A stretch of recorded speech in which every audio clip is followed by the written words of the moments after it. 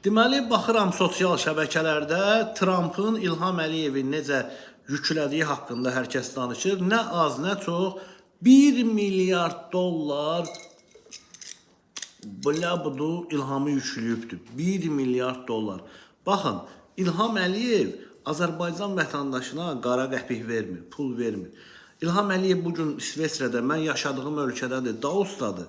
Amma Azərbaycanda qar yağıbdır, yollar göt günündədir. Maşınlar sürütür, xəsarət alanlar var, insanlar balnisalara gedir. Yağış yağanda bölgələr, Bakı kəndləri gölməçiyə, Venezuelaya çevrilir. Amma İlham Əliyev özünü sülhsevər kimi göstərib 1 milyard dollar Trumpa pul verir.